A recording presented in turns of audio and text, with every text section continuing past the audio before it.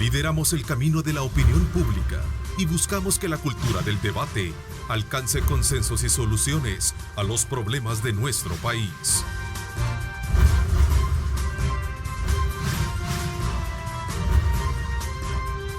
Diálogo con Ernesto López. Lunes 6 de enero de 2020, una fecha muy especial en la que pues, se recuerda muchísimo lo bondadoso que resulta el poder reconocer los valores que tienen las personas y sobre todo también partiendo de esa imagen cristiana donde los Reyes Magos pues desde luego le otorgan el reconocimiento al Niño Dios. Parte de lo que podría también acoplarse en este momento importante de país en la que todos tenemos que ser también dadivosos, es decir, dar con amor sin esperar nada a cambio. Buenos días, El Salvador, un placer enorme saludarles a ustedes en esta mañana de lunes. Como siempre, agradeciendo a Dios Todopoderoso por darnos ese privilegio de poder ingresar hasta la intimidad de sus hogares y también en agradecimiento a esa dispensa por esa voto de preferencia que usted tiene para este medio de comunicación, para este trabajo periodístico que desarrollamos toda la mañana. Así es que desde ya, bienvenidos. Arrancamos la semana, como siempre, deseándoles a ustedes el mejor de los éxitos en todas sus actividades. Esta mañana quiero darle la más cordial bienvenida al señor ministro de Hacienda, Nelson Fuentes, con quien vamos a hacer un balance fiscal. Vamos a hablar también del cierre del ciclo 2019 en esa materia y por supuesto también de las prioridades que se adaptan dentro del presupuesto correspondiente a este ejercicio. Así es que desde ya, ministro, gracias, bienvenido, feliz año nuevo. Por cierto. Feliz año nuevo, Ernesto, gracias por la invitación de estar aquí con ustedes y vamos a platicar de todo lo que requiere de finanzas públicas. Buenos días a todos. Bueno, a todos ustedes queremos, como siempre, exhortarles, invitarles a que hagan buen uso de las redes sociales, hagan los aportes pertinentes, las preguntas necesarias, los cuestionamientos que ustedes quieran, en la medida que ocupen los cánones del respeto para poder formularlas. Así es que desde ya, bienvenidos, gracias a aquellos que ya están en sintonía a través de nuestra señal, a través de Megavisión Go, así como también de nuestras cuentas en Facebook como Diálogo con Ernesto López y también Ernesto López Radio. Quizás, ministro, para poder de alguna manera conocer en esta primera parte del programa cómo se va a adaptar todo el tema de lo aprobado para el presupuesto correspondiente a este año y las prioridades que están dentro de la mesa de trabajo, conocer un poco cómo cierra ese ciclo, el ciclo económico, el ciclo fiscal, precisamente el país ahora que ya vamos a una nueva, digamos, etapa de trabajo. Bueno, Ernesto, realmente las finanzas públicas siguen siendo fuertes en el sentido de que mantienen sus proyecciones, mantienen su escenario en materia de estabilidad en las finanzas públicas. Creemos que seguimos una senda importante de confianza frente a los mercados internacionales y frente a los organismos, sobre todo que continuamos, digamos, siendo responsables con el tratamiento de la ley de responsabilidad fiscal, cumpliéndola, y en ese sentido hemos cerrado, digamos, un año en el cual teníamos un presupuesto, cuando se aprobó el presupuesto en el presupuesto 2019, se estableció un déficit fiscal que era cercano a menos 3.2% del PIB. Entonces, así se trabajó la proyección de déficit fiscal de 2019. Al cierre, digamos, que tenemos ahora, es decir, los datos puros de enero a noviembre y la proyección de diciembre, que ahorita está, digamos, en etapa de cierre, nos reflejan un déficit fiscal menor, que es de menos 3%. Es decir, hay una reducción del déficit fiscal conforme a lo proyectado en el presupuesto 2019 de menos 3.2 a menos 3%. Es decir, hay un mejor déficit fiscal. ¿Y eso nos hace sentirnos satisfechos o realmente no es lo que debería de ser, obviamente? No, yo creo que sí, porque la proyección es 3.2 ¿verdad? Y lo que queremos es cumplir esa proyección. Si la proyección fue mejor, si el cierre fue mejor que la proyección, estamos diciendo que hay una mejor situación fiscal de la que se había proyectado. ¿Y qué es lo que esperamos para el presupuesto 2020? En este momento esperamos un déficit de 3.1, es decir, no es que sea más, sino que la proyección es 3.1 y la del año pasado era 3.2. Mejora el déficit fiscal del 2019 y seguramente a finales de este año no tendremos un déficit fiscal de 3.1, sino probablemente menor. Ojalá que así sea, que la gestión de las finanzas públicas siga siendo importante para sostener la macroeconomía de este país. Y en ese sentido también es importante decir que se mantiene, digamos, los ingresos tributarios. Estamos hablando de unos ingresos tributarios por el orden de los 6.050 millones. Eso es lo que se logra recaudar, digamos, al final, al cierre del año 2019, unos ingresos tributarios de 4.910.7, que son los impuestos, digámoslo así, que hacen un total de ingresos corrientes de 6.050. ¿Eso qué refleja? Una carga tributaria, como lo mide en todos los países, que nuestra carga tributaria es 18.3% del PIB.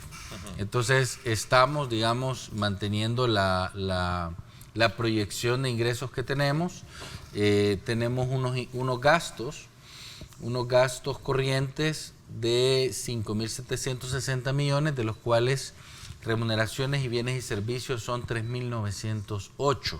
Es decir, gran parte de los gastos corrientes son estos gastos de salarios y bienes y servicios.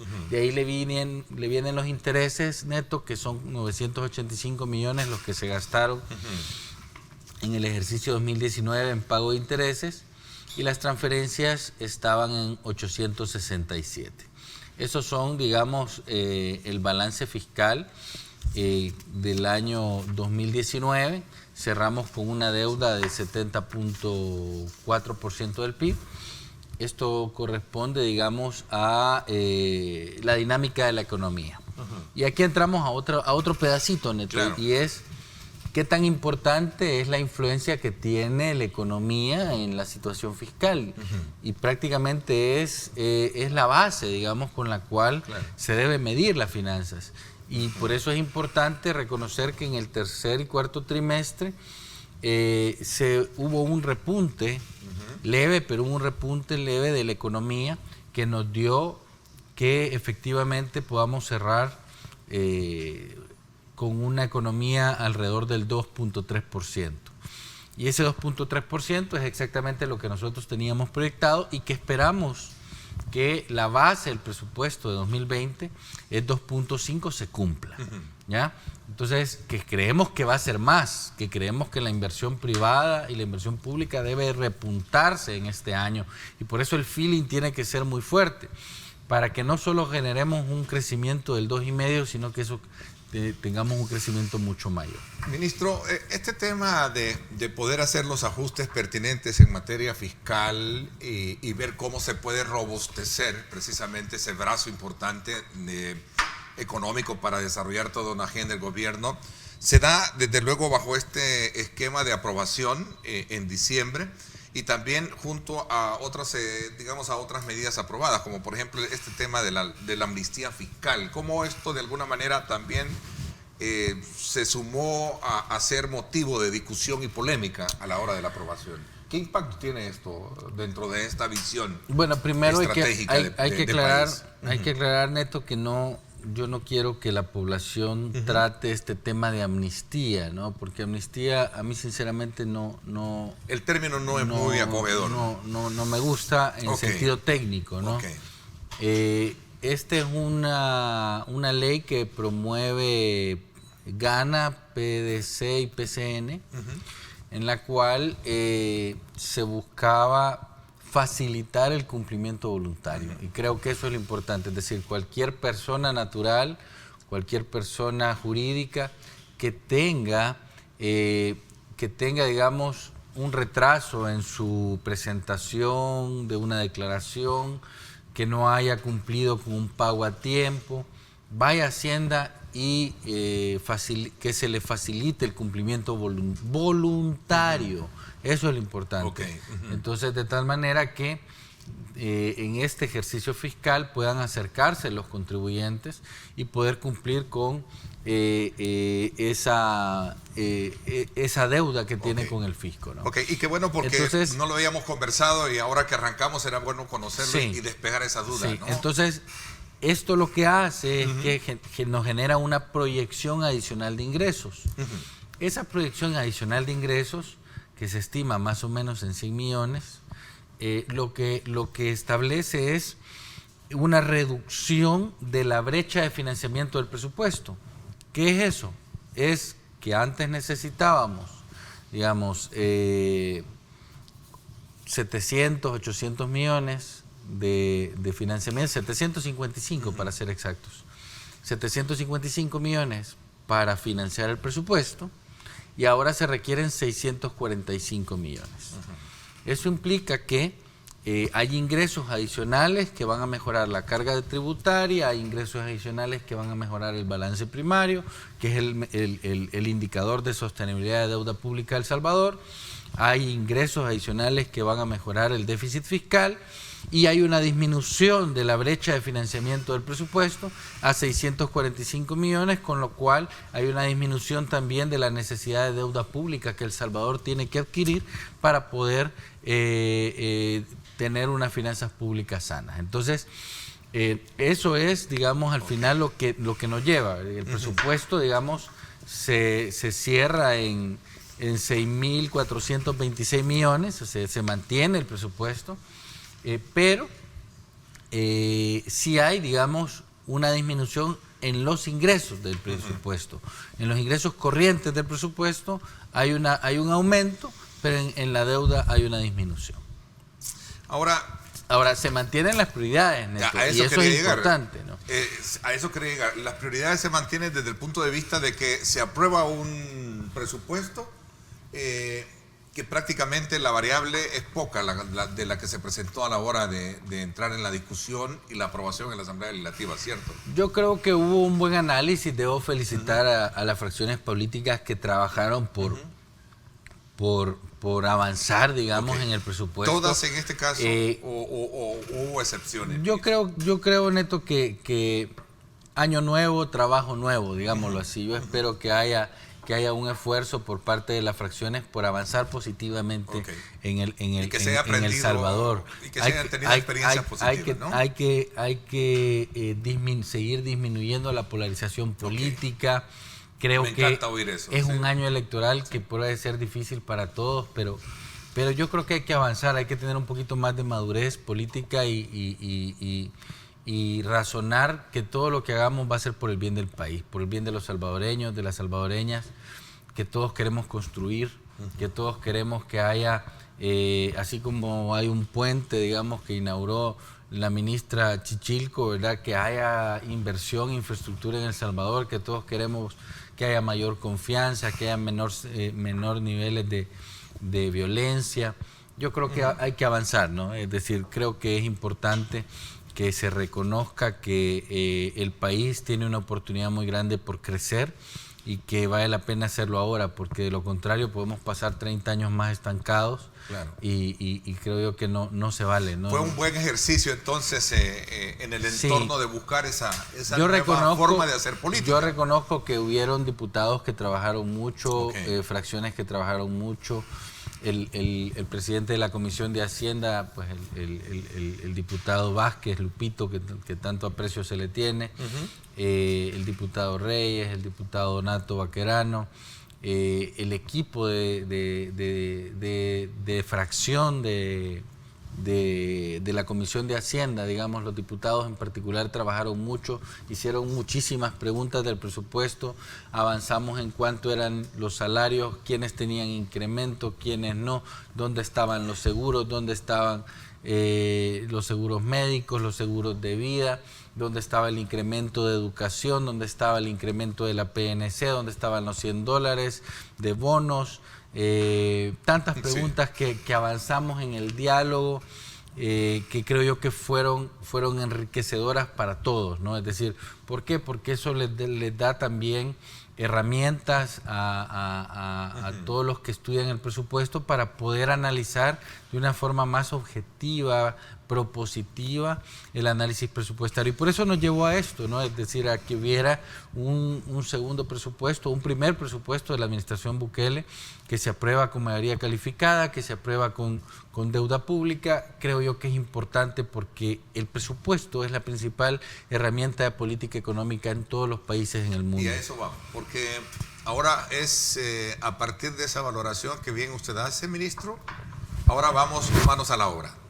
2020. Ahora ya con vamos, un presupuesto aprobado, vamos manos a la obra, ¿no? Ahora vamos con todos los poderes, Neto. Así Es decir, a eso voy. Yo creo que el equipo de gobierno tiene las pilas puestas, tiene el feeling puesto para poder avanzar y arrancar el 2020 a que se ejecute la inversión pública, a que seamos dinamizadores todos, cada uno, de lo que podemos lograr por este país, porque así nos ha mandatado el presidente Bukele. Y en ese sentido todos tenemos un rol que cumplir. Interesante porque, por cierto, el pasado sábado en mi programa de radio estaba el ex presidente del Banco Central de Reserva, nuestro buen amigo Carlos Federico Paredes, y decía, y aquí está esta cita textual de lo que nos decía, entre muchos aspectos, cuando hicimos una evaluación de cómo está el cierre del ciclo económico 2019 y cómo va hacia adelante, decía: el 2019 cierra con una tendencia positiva de crecimiento de la economía y, lo más importante, en un ambiente de mucha confianza por parte del sector empresarial nacional e internacional. Este es un elemento importante que, me decía él, es un punto de partida que, si se aprovecha, sí, ahí hay mucho recurso en materia de inversión que se puede hilvanar bajo esta misma, digamos, apertura de gobierno para poder sacar adelante muchos aspectos que están pendientes en el país. El tercer trimestre del año cerró con 2.7% la economía, Neto, y eso nos da un impacto fuerte de que efectivamente cumplimos la proyección de crecimiento del 2.3 al cierre del 2019. ¿Cuáles son los aspectos positivos aquí? Y es que hay algunos temas que se valoran a nivel internacional, que son medidas para decir si El Salvador está por buen camino o no. Y es, primero, ¿cuál es el crecimiento económico que tenemos? ¿Está creciendo la economía o no está creciendo la economía? Se cumplen las proyecciones y se esperan que se cumplan en el 2020. ¿Ha disminuido los niveles de violencia o no ha disminuido los niveles de violencia El Salvador? Efectivamente ha mejorado la seguridad al grado que cerramos con el mejor año histórico en materia de índice de homicidios, es decir, el menor en diciembre creo que hubo el menor índice de homicidios en los últimos 30 años desde los acuerdos de paz. Tenemos niveles de inversión pública que cerraron más o menos entre 680 y 690 millones. Históricamente no se había logrado ese nivel de inversión pública, Neto. Niveles de confianza del inversionista, mejor clima de inversión. Es decir, el empresariado local cree que puede invertir ahora, que puede invertir más, que puede traer inversiones nuevas. El inversionista internacional cree que puede venir a El Salvador e invertir en grandes proyectos. Entonces cambia el clima de inversión. Entonces, eso es importante. Y la polarización política es parte fundamental. ¿Y dónde se demuestra que la polarización política sigue disminuyendo? Y es en la aprobación misma del presupuesto, Neto. Es decir, todos los inversionistas a nivel internacional, todas las calificadoras de riesgo, lo primero que ven es si aquellas herramientas que necesita un gobierno para poder funcionar y que ese país no vaya a ser perjudicado por una aprobación legislativa, se cumplan. Y en ese sentido, el primer indicador de polarización política que miden las calificadoras es la aprobación del presupuesto. Entonces esa es una disminución importante de que hay capacidad de ponerse de acuerdo, hay capacidad de consenso. Entonces, ¿qué hice al nomás? El 23 de diciembre, Neto, yo le mandé una carta a cada una de las calificadoras, a Fitch Rating, a Standard & Poor's y a Moody's, diciéndoles, miren, regresen a El Salvador y quiero que se haga la nueva calificación de riesgo. Quiero que le midan de nuevo el impacto, digamos, de estos indicadores que te he mencionado y que se revise la calificación de riesgo país. ¿Por qué? Porque estoy consciente y estamos conscientes como gobierno. El presidente está claro que la inversión va a crecer, el presidente está claro que la economía va a crecer y que los indicadores fiscales nos están orientando a que vamos por buen camino. Y en concurrencia. Entonces, han dado muestras de verlo así. Ya anunciaron que van a adelantar la calificación. Estamos ahorita en diálogo preparando fechas y esto para ver cuándo pueden venir a hacer su visita, porque queremos que se mejore la calificación de riesgo, porque ahora es cuando debemos avanzar como país en materia de crecimiento económico. Entonces, al mismo tiempo, yo este día voy a mandar una nota al Fondo Monetario mencionando que efectivamente aquellas dudas que habían sobre si era posible encontrar una negociación del presupuesto, sobre si era posible mantener las proyecciones de crecimiento económico, efectivamente se lograron. Es decir, se mantiene, digamos, la dinámica de crecimiento económico al cierre de 2019 y se logra la aprobación del presupuesto con una brecha de financiamiento menor. Entonces, estamos cumpliendo, digamos, aquellos aspectos que todavía generaban dudas en el espectro y que ahora, digamos, lo que nos están generando son fortalezas y capacidad de encontrar oportunidades de desarrollarse en este país. Seguramente nos van a seguir, van a seguir habiendo necesidades sociales. Por ejemplo, el programa Nacer Crecer viene en camino, digamos, toda una inversión grande en materia de educación, en materia de salud, pero hay que seguir avanzando y creo que es importante que tanto los organismos internacionales como los organismos locales, como el sector privado, sepamos todos que este país va para adelante. Bueno, a partir de lo que me decía Carlos Federico, que es un economista de mucho respeto, que hay un sector privado que está atento, ¿verdad?, a ver las condiciones para poder de alguna manera generar inversiones que van alrededor de los 5.000 millones de dólares. Creo que fue una cifra que no sé si está en uno de los posteos que hacía dentro de referencia.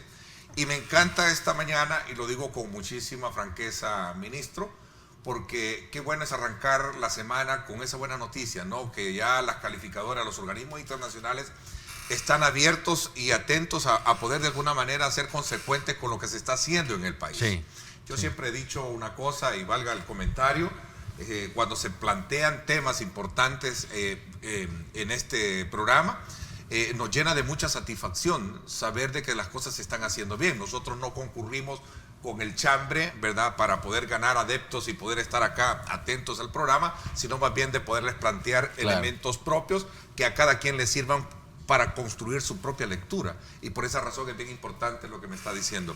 En ese sentido, ministro, cuando hablamos de inversión, las proyecciones de crecimiento a partir de lo que se ha hecho son optimistas. Podríamos llegar a tener un crecimiento mejor con relación a cómo cierra el ciclo 2019, ¿cierto? Claro, es decir, nosotros cerramos un crecimiento 2.3% de economía real y esperamos que el 2020 crezca 2.5%. Es decir, somos bastante conservadores en esa estimación de crecimiento para el ejercicio 2020. Sin embargo, esa estimación, digamos, de 2.5% de crecimiento no tiene el impacto que genera el crecimiento de la inversión privada. Y en ese sentido, vuelvo a tus palabras de lo que decía el expresidente del Banco Central de Reserva, que existe, digamos, una dinámica distinta del sector empresarial que dice, nosotros en el quinquenio vamos a imprimirle a la economía, a invertir, a generar inversión de más o menos 5.000 millones. ¿Dónde están? ¿Cuáles son? Y efectivamente, para el año 2020 hay más o menos entre 1.400 y 1.600 millones que se van a invertir por parte del sector privado. Ahí hay rubros de energía, hay rubros de turismo, hay rubros de inmobiliario, apartamentos, residenciales, centros comerciales. Entonces, que nos generan un tipo de crecimiento neto, y eso es importante definirlo. ¿Por qué? Porque hay un crecimiento de corto plazo y un crecimiento de largo plazo. Entonces, esta dinámica de crecimiento es compartida. ¿Por qué? Porque las inversiones, por ejemplo, en energía, que son, no recuerdo si son entre 600 o 800 millones, pero dejemos 600 porque no recuerdo bien el número, 600 millones que se van a generar en inversión energética, ese es crecimiento de largo plazo. Sí. ¿Ya? Pero hay adicionalmente, ¿verdad?, otros 800 mil millones de inversión de corto plazo, es decir, inversión que se va a generar del 2020 al 2024, que va a reaccionar rápido, que va a generar impacto en la economía. Entonces, eso nos genera un crecimiento que es lo que necesita el país ahora, pero que adicionalmente la estrategia del gobierno es generar crecimiento de largo plazo, y ahí tiene que ver ya temas, como he dicho, energía, educación, salud, los proyectos estratégicos. Tema de la cooperación, que creo que hoy con la visita del presidente en este último viaje ha sido muy importante, ¿no? Sobre todo en materia de... La verdad que el presidente ha tenido excelentes relaciones diplomáticas de porque trabajo. Porque cooperación no reembolsable, que es un elemento importante, ¿no? Y en inversión nueva, ¿verdad?, de varios países. Estados Unidos está planteando el programa América Crece, y en ese sentido también hay inversionistas privados que ya están, digamos, trabajando por venir a invertir a El Salvador, a Honduras y a Guatemala. Y en ese sentido creemos que es importante mantener esa proyección. Entonces, ¿por qué vuelvo al inicio, Neto? ¿Por qué hablábamos de un crecimiento moderado de 2.5? Porque tenemos expectativas por lo que vemos en los papeles, por lo que vemos en el empresario, por lo que vemos en los proyectos que ya están, digamos, en firma o firmados, porque ya los permisos ya pasaron toda su etapa, digamos, los permisos ambientales, los permisos de construcción, ya todo eso avanzó. Y ahora lo que viene es invertir, iniciar la obra. Entonces, estamos seguros que ese impacto de inversión va a generar un crecimiento mayor al 2.5. Voy a hacer la primera pausa comercial, ministro. Cuando regresemos, mucho ha sido, o mucho es el énfasis que se le está poniendo a uno de los grandes retos que como país en materia que tiene que ver mucho con la materia fiscal, es el tema de las pensiones, ¿sí? Ahora es importante también aprovechar su presencia para ver cuál es su opinión con relación a este nuevo énfasis que se le está colocando a este tema, que sin duda alguna tiene que ver mucho con aspectos sociales, fiscales y económicos del país. Muy bien. Vamos a la pausa, gracias por estar con nosotros, son las 6:58. Gracias por estar con nosotros, gracias por estar enviando sus comentarios, sus preguntas, que bueno, nos interesa conocer la opinión de ustedes, háganlo porque necesitamos tener esa interacción con ustedes. Vamos a la pausa. Retira tus remesas familiares en el Sistema Fede Crédito y gana remesa extra al instante. Sistema Fede Crédito, queremos darte una mano. Continuamos. Vámonos entonces ahora para esta mañana de día lunes a conocer cómo está el tráfico por algunas importantes arterias de nuestra ciudad capital. Vámonos entonces a conocer cómo está la rotonda del redondel del Salvador del Mundo, sobre todo porque siempre lo he dicho, lo sigo sosteniendo, es un punto de referencia y de convergencia de 3 importantes o 4 importantes arterias de nuestra ciudad capital. Estamos hablando del Paseo General Escalón, hay una conexión hacia él bastante libre en circulación vehicular.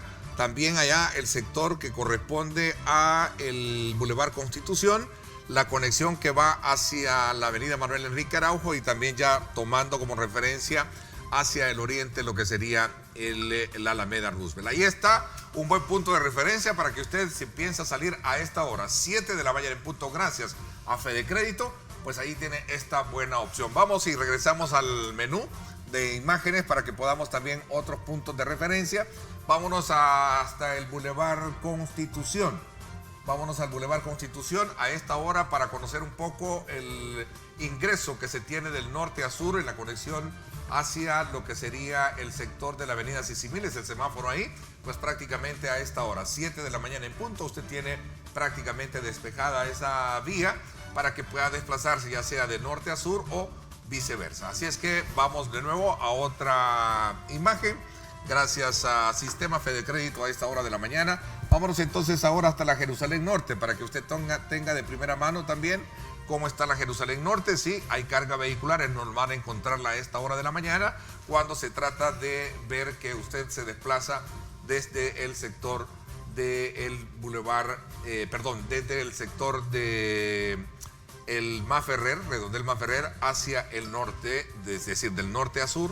Ahí usted está viendo que tenemos desplazamiento, no así circulación lenta hacia el sector de lo que sería el Redondel Maferrer. Así está el tráfico a esta hora de la mañana, 7 de la mañana con 1 minuto. Gracias a usted por estar pendiente de nuestra señal, gracias a ese voto de preferencia que tiene como siempre a nuestra señal. Vamos a la pausa. Retira tus remesas familiares en el Sistema Fedecrédito y gana remesa extra al instante. Sistema Fedecrédito, queremos darte una mano. Continuamos.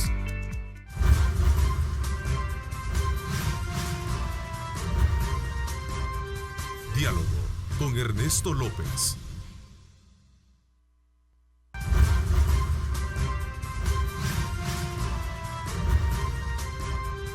Diálogo con Ernesto López.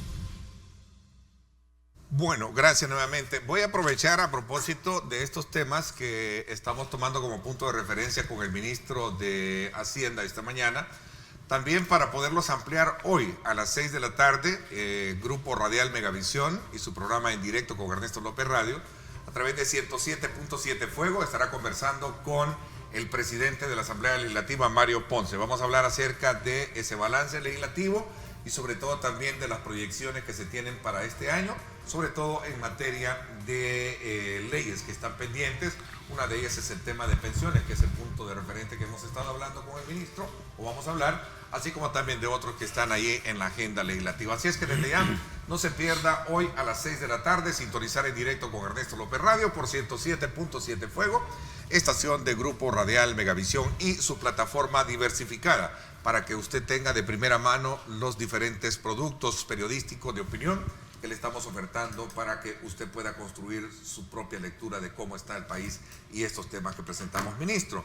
Quizás antes de hablar del tema de las pensiones, porque sabemos que el tema de las pensiones es una cuña fuerte dentro del tema del presupuesto, sí, pero me gustaría un poco cerrar esto bajo la mirada también de la importancia que tiene la aprobación de la partida de presupuesto para las áreas sociales del gobierno, que creo que, como bien lo hemos dicho, lo hemos tomado como punto de referencia. El presidente Nayib Bukele ha estado muy preocupado precisamente por que esto se mantenga y se fortalezca de cara a poder de alguna manera resolver esos problemas de déficit que hemos tenido en materia de estas áreas, llámese educación, llámese salud y otros que tienen que ver precisamente con los servicios a los salvadoreños. Bueno, yo creo que es importante, Neto, hablar de varios temas, ¿no? En materia de educación, sin duda alguna ha habido un incremento importante, es decir, el Estado promueve, digamos, que haya un crecimiento de la inversión en esta materia, y el ramo de educación se eleva, digamos, a 1.039 millones de dólares, lo que implica, digamos, que como porcentaje del PIB la educación representa 3.75%, de los cuales de ese incremento, digamos, de 1.000 millones a 1.039, 30 millones son efectivamente de inversión pública, ¿no? Entonces, sin duda alguna, esta es una apuesta por mejorar, digamos, la reconstrucción y la mejora de las escuelas a nivel nacional. Hay mucho por hacer, Neto, pero esto creo que es importante porque nos da la capacidad de avanzar en materia educativa y debe ser distinta la inversión, es decir, dejemos de ser carpinteros, es la indicación que nos da el presidente, y hagamos escuelas de alto nivel, escuelas que tengan mayor tecnología, escuelas que tengan una infraestructura digna para los estudiantes. Entonces, creo que hay un cambio de visión en materia educativa, Neto, que rompe, digamos, el esquema de los últimos años y que aborda, digamos, temas de innovación mucho más hacia adelante, ¿no? A la dinámica de cómo las tendencias en materia educativa deben de manejarse. ¿Educación se mantiene en el nivel de presupuesto? ¿Se refuerza? Se refuerza, incrementa, digamos, y hay un cambio de visión. Eso es importante. ¿Qué es lo más importante? Sí. ¿El cambio de visión? El cambio de visión en materia de innovación, tecnología, modernización y dejar de ser carpinteros, ¿verdad? Entonces creo que eso es importante. En materia de seguridad y defensa, hay dos ejes importantes que tiene el presupuesto. Primero, digamos, hay un esquema de incorporar el 100% de la alimentación y incorporar tanto seguridad como defensa. Y hay, digamos, un incremento en materia de incentivo para los miembros de la seguridad pública y los miembros del Ministerio de Defensa. Ahí, digamos, también se aprueba que de la contribución especial para la seguridad se pague el bono para los trabajadores, para los miembros de seguridad pública y defensa, que son $100 mensuales, más los $300 trimestrales, es decir, los $400 trimestrales, es decir, 300 más 400 son $700 cada 3 meses, de los que se van a repartir 100 mensuales y 400 en el último trimestre. Entonces, eso va, digamos, como incremento. Y en materia de salud, pues se mantiene, digamos, el escalafón, que seguramente es un tema que vamos a platicar en materia de políticas salariales de todo sector público.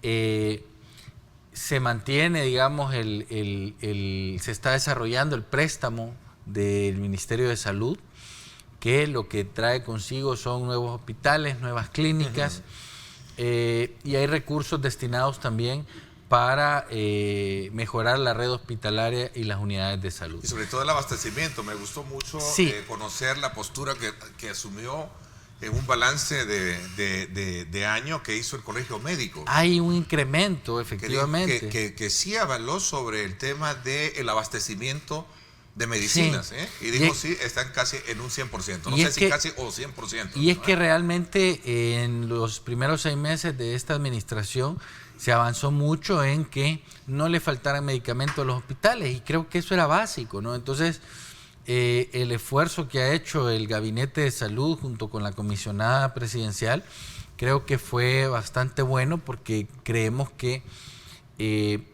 ¿cuáles son aquellas cosas que una persona en El Salvador necesita tener para no decidir irse? ¿Ya? Entonces, primero es tener un empleo. Y qué bueno que haya inversión privada para generar esos empleos. Y qué bueno que haya inversión pública para que se dinamice y sea el catalizador de esa inversión privada. Necesita tener un sistema educativo diferente. Y es que eso implica ese cambio de visión. Entonces, y esto no es un trabajo de 5 años, es un trabajo de 10, 20 años que hay que continuar sin detenerse en mejorar los niveles de calidad educativa. Y tercero, es que la población vaya a buenos servicios de salud pública, y que haya medicamentos, y que haya buenos servicios, y que haya buena atención. Entonces, esos cambios son los que la población debe sentir, por los cuales yo voy a decidir quedarme en El Salvador y trabajar por El Salvador. Entonces, yo creo que eso es importante. La parte social dentro del componente de presupuesto se mantiene es parte bajo de esa lógica, visión, Neto, de una nueva visión. Claro, de esa nueva visión de trabajo, de desarrollo, que impulsa y dinamice no solo la parte económica, sino la calidad de vida al final de la población. Ahora, esto pasa también, ministro, por reconocer que tenemos una carga fuerte que tiene que ver con el tema del pago de pensiones, honrar ese pago. Y este es un punto de honor que también se está tomando como punto de partida para este año, como un reto desafiante. ¿Cuál es? Y aprovechando estos minutos que nos quedan, ministro, ¿Cuál es su opinión, su valoración y cuál va a ser el aporte que desde su perspectiva como hombre de finanzas va a poder de alguna manera aportar al debate? Bueno, realmente en este tema de pensiones comienzo diciendo, Neto, que siempre es importante tener mucha tranquilidad, ¿verdad? Y tratar de eliminar las pasiones que se puedan generar al respecto del tema. Yo creo que es un tema muy sensible para la población pensionada y para los futuros pensionados, que somos todos al final, de que debemos tener un ahorro previsional, digamos, que nos dé la capacidad de estabilizar nuestra vida en edad de vejez, digamos, en la edad en que ya dejemos de trabajar, y que eso nos cubra nuestras necesidades básicas, porque es el momento en cual todas nuestras necesidades de vivienda tuvieron que haberse satisfecho en nuestra etapa laboral, y que la pensión nos sirva justamente para cubrir nuestras necesidades básicas. Entonces, hay mucho trabajo por hacer.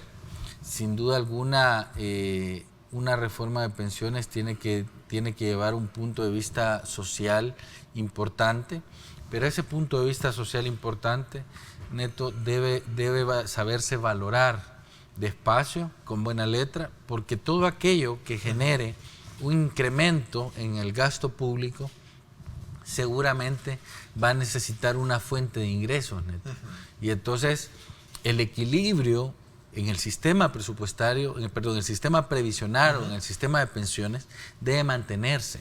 Es decir, si incrementamos el gasto público en pensiones y no incrementamos el ingreso, entonces lo que estamos haciendo es generar un desequilibrio mayor al que ya existe. Sin embargo, hay una aura que corona cualquier tipo de expectativa alrededor de lo que podría pasar, que es el tema de crecimiento económico. Necesitamos generar empleo para que esto enriquezca y fortalezca la base. El tema de pensiones tiene varias aristas, okay, ¿no? ¿sí? Entonces, hay un primer gran tema que tratar, y es el tema de la informalidad. Es decir, si nosotros incorporamos sector formal a la economía, digamos, de ese sector informal jalamos un espectro fuerte y lo formalizamos, entonces eso ayuda, digamos, a que haya un mejor sistema de pensiones, ¿verdad? ¿Por qué? Porque hay más ahorro, hay más capacidad para generar rentabilidad, y luego también hay otra parte importante en materia puramente financiera, Neto, que estamos trabajando con el equipo de gobierno, y es en qué medida podemos avanzar en encontrar fuentes de financiamiento alternativas que nos hagan dejar de utilizar el fideicomiso de obligaciones previsionales. Entonces, estamos trabajando con el equipo económico un esfuerzo para poder dejar de utilizar el fideicomiso y encontrar fuentes alternativas de financiamiento mucho más baratas, por decirlo de alguna forma, para el Estado, pero que libere los fondos de pensiones y que eso se puedan rentabilizar mejor. El Estado no tiene capacidad para elevar y estandarizar o colocar según el mercado, digamos, el porcentaje de uso que tiene ese fideicomiso para el pago correspondiente de... Es que a eso mismo es lo que te quiero hacer ver. Es decir, aquí nosotros tenemos una herramienta, esta tableta, digamos, es una herramienta de política. La herramienta de política, el instrumento financiero es el fideicomiso de obligaciones previsionales. Pero los ahorrantes quieren mayor rentabilidad y el Estado necesita bajar sus costos. Entonces, este necesita bajar costos y este necesita mayor rentabilidad. Pero con el instrumento que tenemos, no podemos cumplir estos dos objetivos. Entonces, lo que tenés que hacer es quitar el instrumento para que este tenga un financiamiento, un instrumento propio, y este tenga sus fondos de pensiones para que se rentabilice lo mejor que pueda. Entonces, tenemos que dejar de utilizar el fideicomiso de obligaciones previsionales. ¿Desaparecerlo? Desaparecerlo no se puede, porque ya tenemos una deuda con el fideicomiso que estamos pagando en el tiempo de los certificados anteriores. Pero debemos ocupar otro instrumento financiero. El Estado debe ocupar otro instrumento financiero para poder dejar de utilizar el fideicomiso con los fondos de pensiones. Y que los fondos de pensiones se rentabilicen a 10, 12, 14% y que avance la rentabilidad y que los ahorrantes tengan mejores pensiones. ¿Puede el gobierno por la vía de crear una instancia como la ley le permite un propio instituto de pensiones? Son temas que hay que analizar, Neto. Yo creo ¿No que... se casa usted con ninguno de ellos? No me caso porque le soy sincero, todos los sistemas previsionales no podemos valorar si son buenos o malos. Lo que pasa es que todos los sistemas previsionales, no importa el que sea, debe estar en equilibrio, Neto, y eso es lo importante. Es decir, que la capacidad de generar ingresos en un ejercicio de 50 a 100 años le den el equilibrio al gasto público en un ejercicio de 50 a 100 años. Entonces, mientras ese equilibrio se mantenga, no importa qué sistema previsional tengas. Lo importante es que ese sistema sea sostenible en el tiempo. Si hablan de un sistema privado, si un sistema mixto, si un sistema público, no importa el sistema que tú tengas. Lo importante es que esté en equilibrio en el tiempo.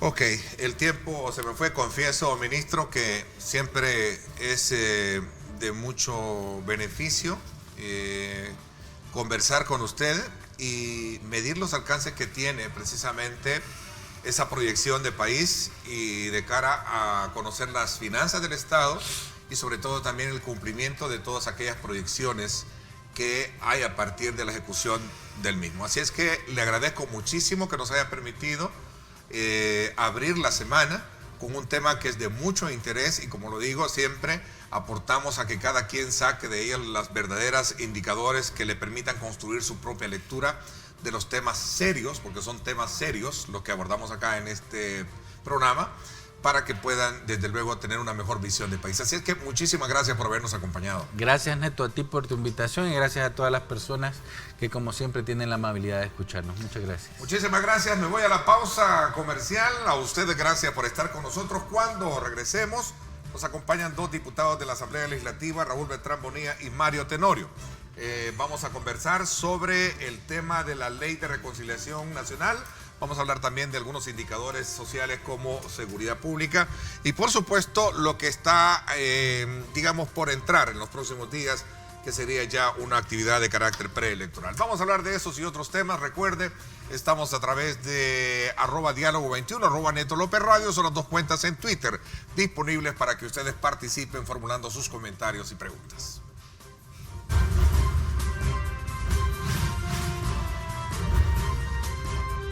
Diálogo con Ernesto López.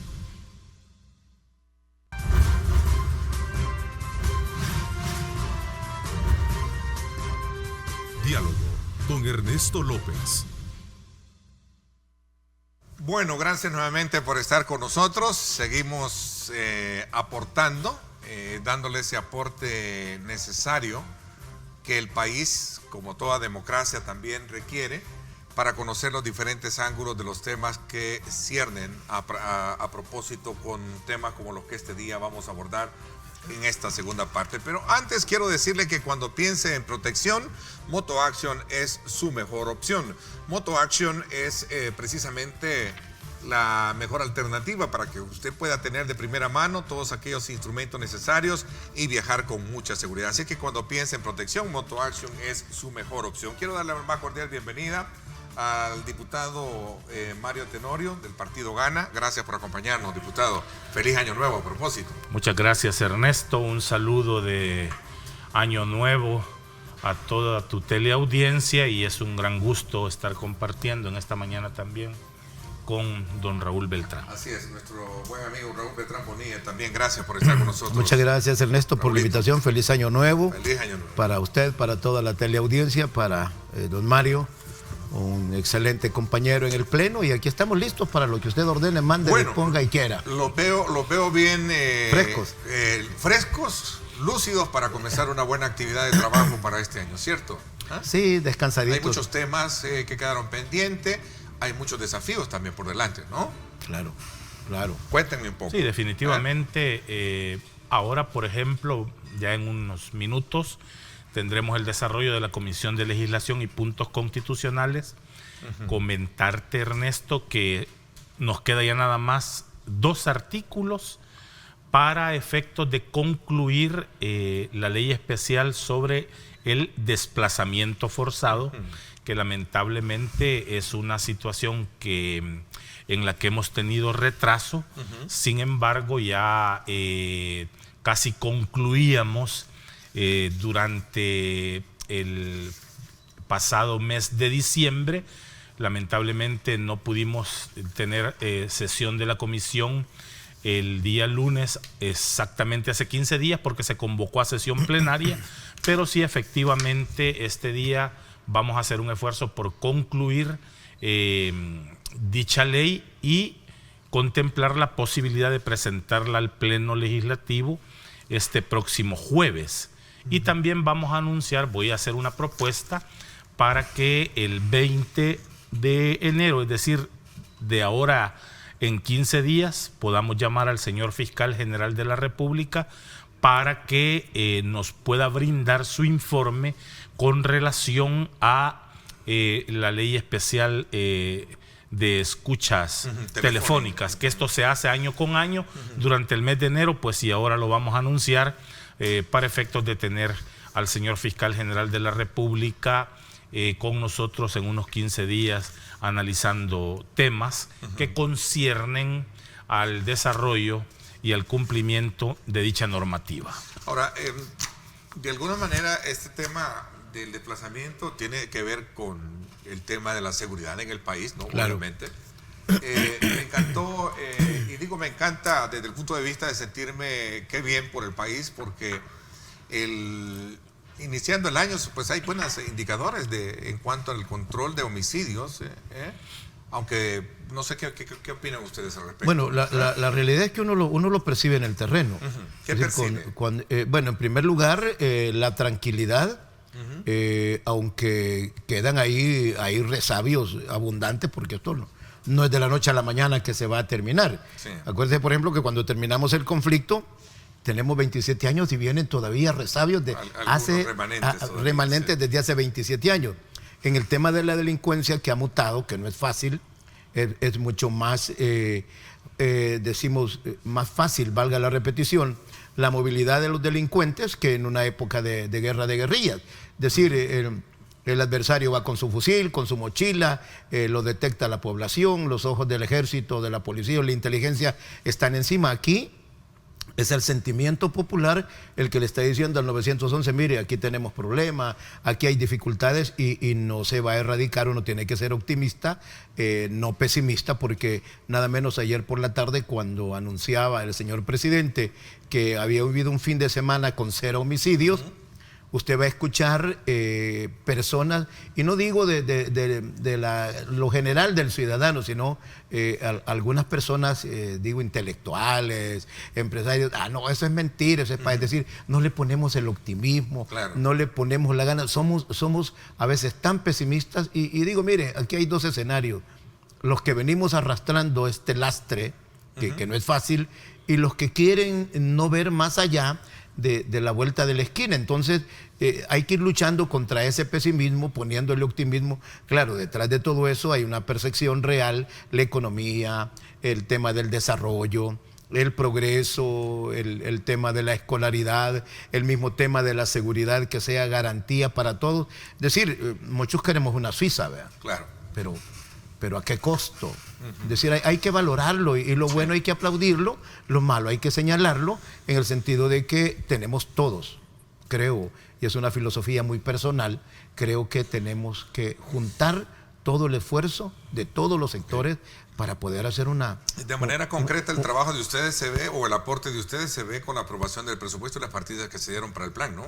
En el más reciente. Definitivamente nosotros, y también pues el grupo parlamentario del PCN, hemos trabajado para ese efecto, es decir, estamos haciendo esfuerzos porque primero debe de haber un entendimiento interno, y hacerles saber y entender perfectamente a cada uno de los diputados que conforman nuestros grupos parlamentarios que debe de haber un fortalecimiento para efectos de que estos planes de seguridad puedan ser efectivos.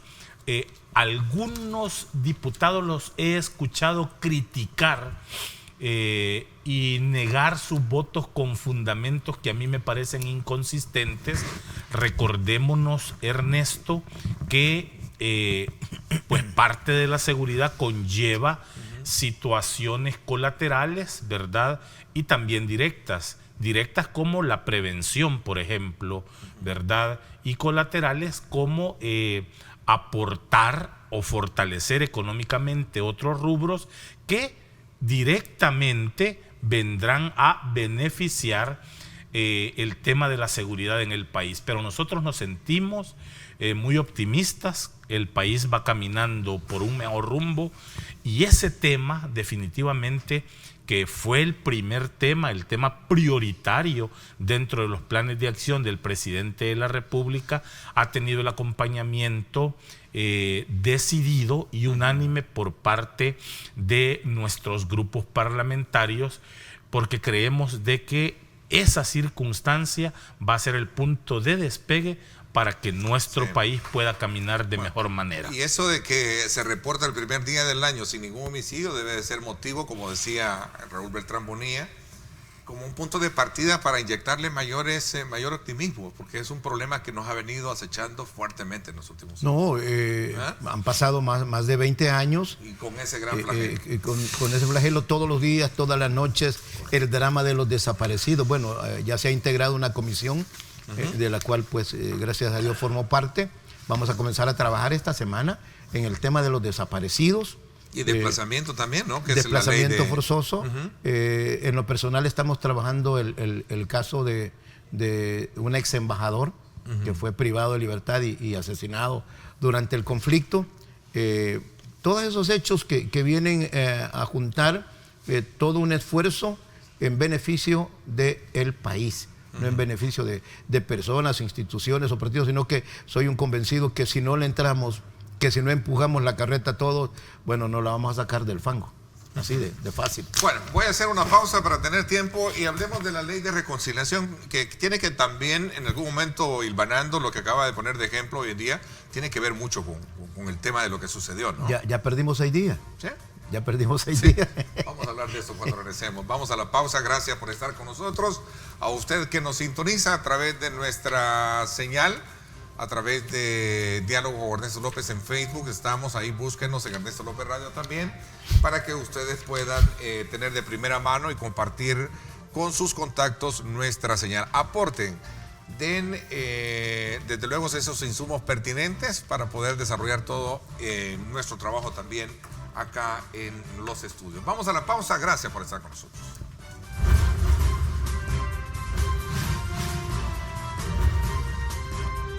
Diálogo con Ernesto López.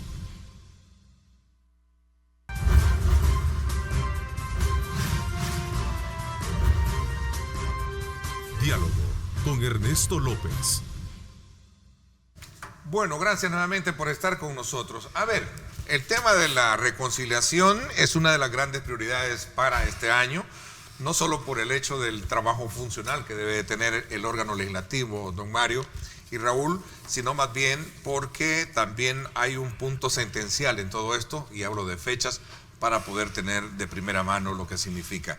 ¿Cuáles son las valoraciones que tienen ustedes, los alcances que puede tener esto y la importancia para un país que necesita clarificar, digamos, estos aspectos que históricamente han venido, digamos, teniéndose a la mano cuando hay actividades de carácter políticas, surgen? A ver, ¿cuál es la valoración que tienen? Tienen la palabra los dos. Bueno, yo quiero comenzar manifestando una situación, Ernesto, que como grupo parlamentario de Gana no hemos participado en la comisión que está conociendo esta propuesta de ley. No hemos participado desde el principio porque inicialmente consideramos que esa propuesta era una propuesta sesgada. La propuesta nos pareció a nosotros que salvaguardaba demasiados intereses y que estaba llena de muchos elementos que conllevaban a establecer una ley que prácticamente alentara la impunidad en nuestro país. Sin embargo, al principio la comisión comenzó actuando con ciertos actores. Después estos diputados se apartan y se recompone la comisión. Se dio un plazo inicial por parte de la Corte Suprema de Justicia que creo vencía en el mes de noviembre, si la memoria no me traiciona, y que ahora se tiene como plazo el 28 de febrero para poder, porque se solicitó un segundo plazo para poder pues concluir la ley y presentar al Pleno Legislativo para su respectiva aprobación dicha propuesta. Particularmente en esta última fase, que entiendo yo tiene que comenzar esta semana, yo me voy a incorporar, porque creemos de que las situaciones han cambiado y se están viendo bajo otras perspectivas. Recordémonos que esto es producto de una sentencia de la anterior Sala de lo Constitucional, en donde se establecieron parámetros que universalmente se aplican de manera técnica en este tipo de leyes que tienen que ver o que son parte del derecho transicional o del derecho restaurativo, y se tienen que establecer valores importantes o elementales como la garantía de no repetición, la verdad, el establecimiento de la justicia, y por lo tanto la ley debe de enmarcarse dentro de esos parámetros. Es decir, para que comprendamos perfectamente, Ernesto, estas deben de ser decisiones de naturaleza jurídica, pero también decisiones de naturaleza política. En este caso... Y en lo político, don Mario, no está ahí el entrampamiento de todo esto. Es donde se ha entrampado definitivamente, porque la situación jurídica en alguna medida no da como para hacerte a un lado o hacerte para el otro, pero sí la situación política. Entonces, yo pienso que no se trata de que que se pretenda, ¿verdad? Voy a ser quizás un poco exagerado con mi comparación, como mandar al calabozo, ¿verdad?, a cientos de gentes que estuvieron involucradas en decisiones dentro del conflicto armado que repercutieron en la transgresión a derechos humanos o situaciones de esa naturaleza.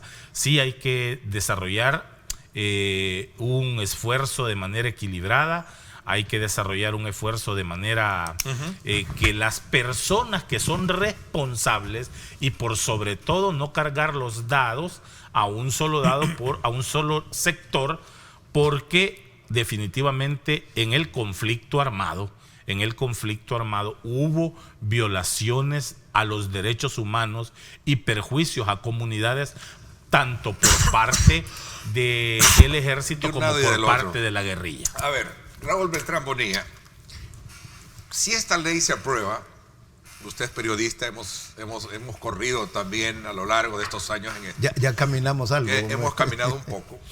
Si esto se aprueba, ¿no será que esto va a venir como a espantar el panal a buen salvadoreño? Mire, para bien del país. Mientras los que llevan la Biblia en la mano no sean sinceros, para comenzar con ellos mismos, y no sean sinceros con los ciudadanos, que somos todos. Yo no puedo decir, miren, yo te perdono, pero no te olvido. Y a la vuelta de la esquina, al siguiente año, mira, yo no te olvido, pero ya te perdoné. Eso es lo que estamos viendo. Aquí no solo es el hecho político, sino el hecho dogmático, religioso. Aquí hay 3, 4 elementos que hay que verlos claros. Primero, el poder económico dejó solo al ejército. Sí, lo dejaron, los abandonaron a su suerte después de que terminó el conflicto. Entonces, unos más vivos que otros se aprovecharon ideológicamente y comenzaron a mover los hilos. Eso es lo que nos detiene ahorita en el tema de la reconciliación de este país. Aquí, por ejemplo, no solo hubo la matanza del Mozote, que es la que se le da todo el mérito, toda la rimbombancia, que es cierto, ocurrió. Estuve ahí en ese lugar. A mí no me pueden contar cuentos. Cuando levantamos las tejas de la ermita, encontramos osamentas. Es decir, y siempre he dicho, bueno, ¿y cuántos son los muertos? ¿300, 500, 800, 1000, 1200? Porque la cifra ellos mismos, los sectores interesados, lo remueven. Mire, en la ley de reconciliación, aquí hay 100 crímenes de lesa humanidad cometidos por las fuerzas insurgentes. Están graficados, con fecha, con nombre, con lugar, con grupo insurgente que cometió el hecho. Muertes de embajadores, de empresarios, de comerciantes, de gente inocente, porque como decía muy bien el diputado Tenorio, en una guerra se van inocentes, se van los responsables del conflicto, es decir, eso es normal en un país como el nuestro. ¿Qué va a pasar con esta ley? Aquí tienen que juzgar a todos. Conmigo se molestan algunos porque les digo, la Comisión de la Verdad vino a mentir, vino a inventar, vino a sesgar. Y los números son claros. A uno le ponen 25 crímenes de lesa humanidad y al otro le ponen 10 crímenes de lesa humanidad. ¿Quiénes eran los miembros de la Comisión de la Verdad? Gente con tendencia, que tienen todo el derecho. Usted tiene derecho a pensar como a usted le ocurra, ponerse la bandera que usted quiera y yo tengo la obligación de respetarlo. Eso es lo que todavía no entendemos en el país. Aquí queremos que un grupo vaya a la cárcel y que el otro quede absuelto. No, si los dos anduvieron matando. ¿Y la ley es para llevarlos a la cárcel? La ley es para que encontremos al final, en mi posición, la reconciliación que este país demanda. Okay. Pero una reconciliación seria, real y objetiva. Que no, que mire que está bien, yo lo acepto. La ley primera del 93, apenas 3 paginitas. La resolución tiene 80. Ok, ¿por qué hago énfasis en mi pregunta? La ley busca llevar a la cárcel porque esa es la parte, digamos, la que duele. Sí, como la temerosa de todo esto. Es que le tienen miedo, mire. Y qué bueno tenerlos a ustedes para que me aclaren mire, si es que el espíritu de una ley, que son ustedes los creadores, realmente busque eso. Es que voy a definir mi posición personal. Ok. Para mí, todos los criminales de guerra o van todos a la cárcel o se quedan todos libres. Pero aquí no puede haber medias tintas, aquel sí y yo no. Don Mario. Es lo que yo decía, no podemos estar cargando sobre un grupo mayores responsabilidades, claro, y restando responsabilidades sobre otro. Pero también aquí está, esta situación tiene que ver por la insistencia, y lo puedo decir de manera clara y contundente, porque lo hice en el momento en que estaban fungiendo como tal, con mucha más razón ahora que ya no están. Pero este es el invento, este es el capricho de Florentín Meléndez y de Sidney Blanco. Ellos dos se propusieron derogar la ley de amnistía, y eso definitivamente la comunidad jurídica, los medios de comunicación y también todos los políticos lo sabemos, que ellos dos fueron los que prácticamente tomaron la batuta en ese caso, alegando de que no se habían cumplido muchos elementos que conllevaran a deducir responsabilidades. Bueno, siendo respetuosos de la sentencia, estamos ahora con esta situación de conocer dicha normativa en la Asamblea Legislativa. Pero lo que dice don Raúl, yo lo comparto. Si vamos a ser drásticos, recordémonos de lo que se dice. Dura es la ley, pero es la ley. Y si en este caso vamos a ser justos, deben de establecerse iguales responsabilidades e iguales circunstancias y condiciones, tanto para los miembros de la guerrilla que actuaron en aquel momento como para los miembros del ejército. Sin embargo, aquí ha habido situaciones alejadas, lamentablemente, del aspecto jurídico, en donde se dice, por ejemplo, que qué razón tendrá meter a la cárcel a algunos exmiembros de la Fuerza Armada si ya son prácticamente ancianos. Definitivamente aquí, si nosotros buscamos la aplicación estricta de dicha ley, se debe de responder independientemente estos tengan ya una edad avanzada o no, Y si no, recordémonos de cuántos años en Chile fue juzgado y condenado el general Augusto Pinochet. Sí. Lo mismo en el caso del general Efraín Ríos Montt en Guatemala. Entonces, pero ese tipo de situaciones, ese tipo de circunstancias son las que, al menos en el plano personal, yo nunca he acompañado, y por eso la decisión que se tomó como grupo parlamentario de no participar en ese proyecto, porque lo sentíamos que estaba como muy sesgado, como demasiado cargado. Por el otro lado, también los ex miembros de la guerrilla manifestando de que no podían ellos sujetarse a una situación así, porque algunos han sido funcionarios relevantes en el país. Aquí definitivamente, si se va a aplicar la ley, debe de ser una aplicación pareja hacia todos. Esa es su postura personal también. Definitivamente. Para un poco cerrar, digamos, este bloque, y luego regreso con más, porque ya hemos visto algunas reacciones concretas. Nuestra buena amiga doña Rosario Acosta, justo a ese caso iba Ernesto, perdón, y exdiputada del FMLN, sí, que sí. por cierto ella misma dijo, estando yo allá no podía mucho, algo así dejó, ayúdenme un poco, decía ella en su intervención, sí, hacer este tipo de actos aún sabiendo de que ahí mismo pues teníamos pero hay otro hecho y breve, y le doy la palabra cuando regresemos. Lo decía el diputado Tenorio, mire, la prensa, los medios reales, serios, responsables de este país, ojo muchachos, no debe haber sesgo. Y lo pongo clarito para tratarlo cuando regresemos después de la pausa. El tema de los archivos. ¿Por qué eso le pide al ejército que abra sus archivos? Si aquí hubo 2, aquí bailaron 2. Después le explico. Ok, interesante, vamos a la pausa. Y lo otro es que el 28 de febrero es la fecha límite para que esto esté aprobado. Sí. Yo no creo que pueda haber otra prórroga, ¿vale? No. Ya mucho tiempo. Ya sería mucha chabacanada. Sí, usted utilizó el término. Es de la palabra correcta. Muy coloquial, ¿no?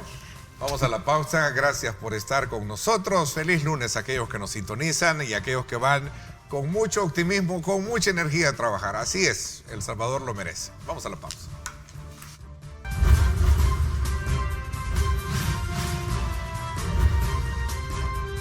Diálogo con Ernesto López.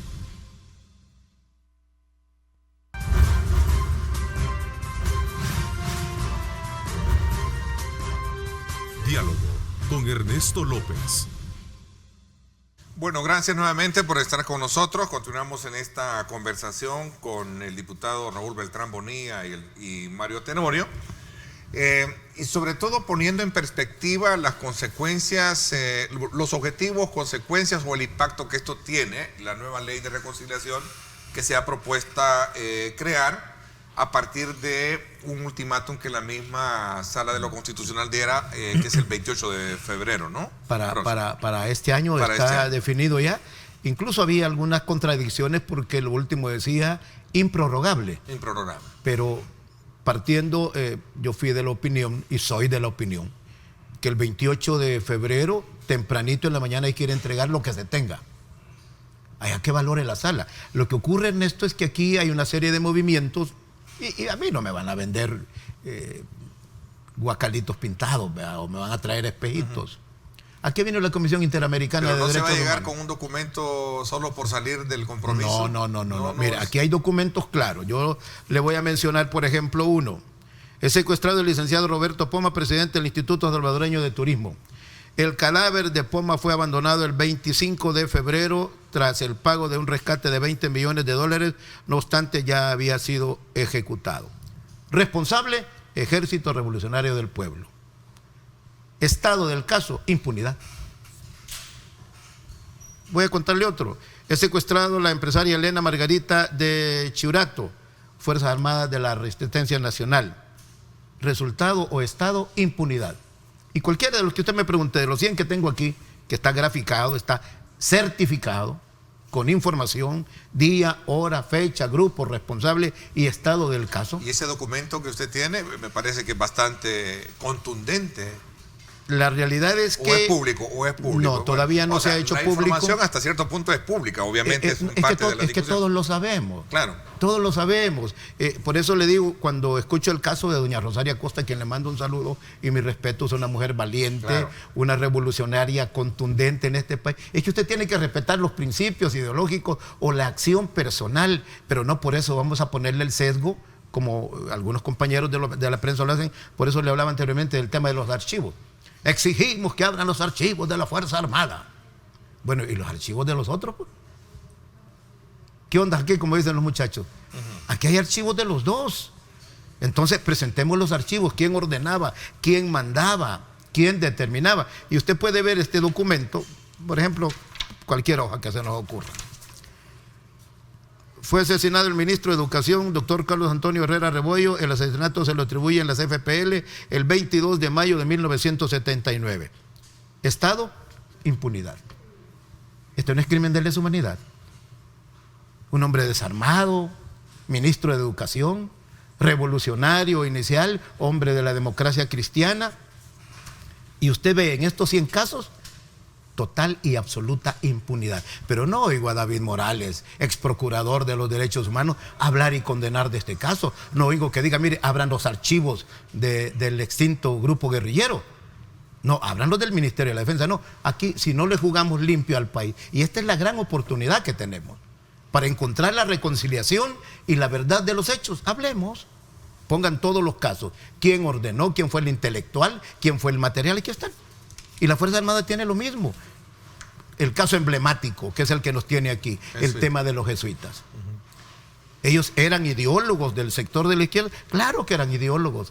¿Por qué no admitirlo? ¿Por qué no reconocerlo? Claro, la muerte de ellos fue ingrata, fue injusta. No era correcto.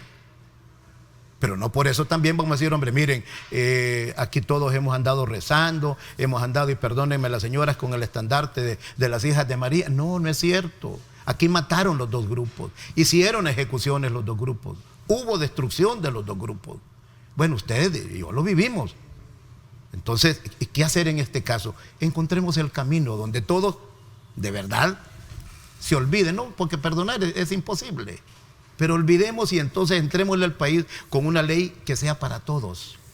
Don Mario. Estoy totalmente de acuerdo. Y por sobre todo que en la Asamblea Legislativa no debemos de andar salvaguardando una probable sentencia que más adelante tendrá que ocurrir, porque esa va a ser responsabilidad de un juzgador. Un diputado no se siente en un estrado a conocer del caso y a juzgarlo. Serán los tribunales de justicia los que retomarán estas situaciones y que conocerán de estos casos. Muchos casos, ya los ha mencionado don Raúl, emblemáticos en el país, y es cierto que en este momento, pues prácticamente han quedado en la impunidad. En el caso de los jesuitas hubo una sentencia, pero a todo el mundo le queda la sensación de que a los verdaderos culpables sobre ese caso no se les ha juzgado. No se les ha juzgado. Entonces, a los que establecieron las órdenes no se les ha juzgado. ¿Es comprensible entonces, don Mario, lo que pasa en España con relación al tema de jesuitas? Digo, el interés de querer... la justicia está actuando en España, ¿verdad? Y está desarrollando pues los parámetros que por su sistema de justicia les corresponde. Acá no debemos de estar nosotros en una comisión pensando que una X persona de este grupo y una Y persona del otro grupo, ya por su condición de ancianos no debe de ser.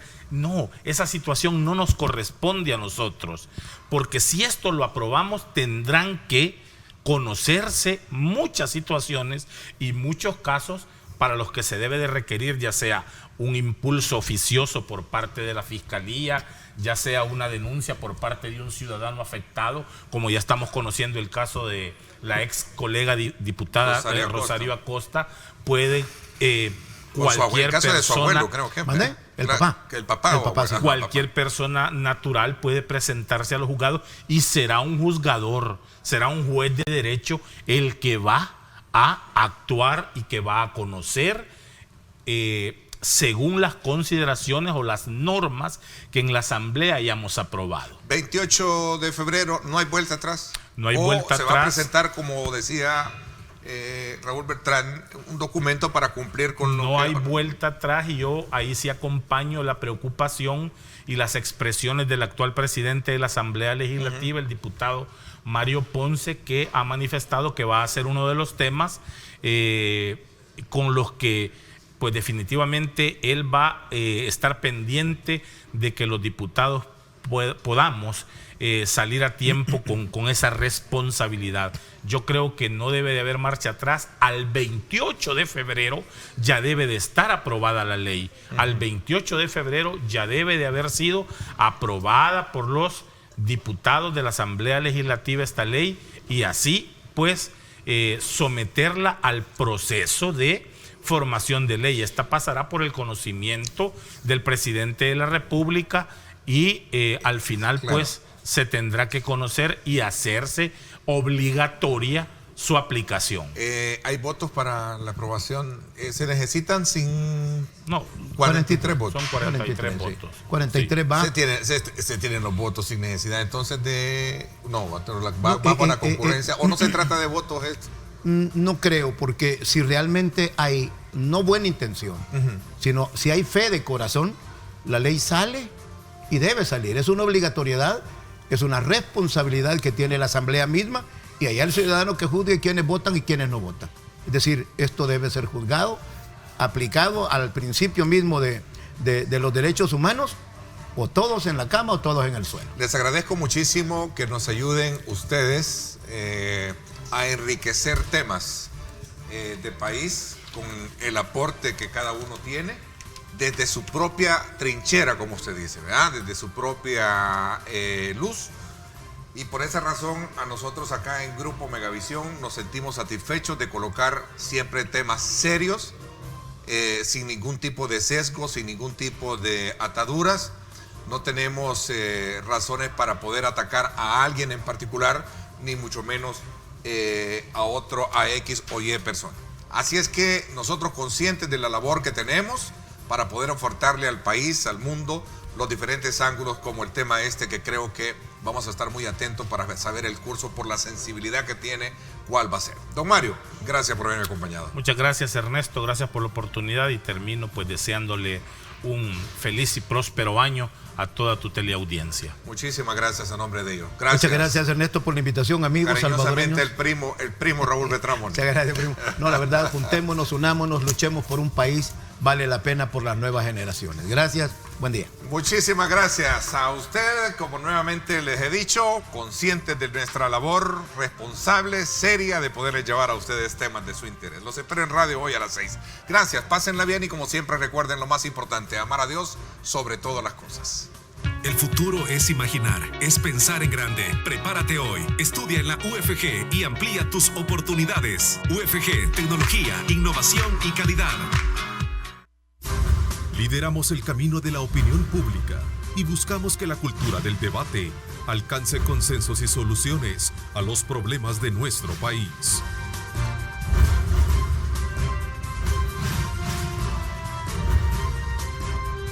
Diálogo con Ernesto López.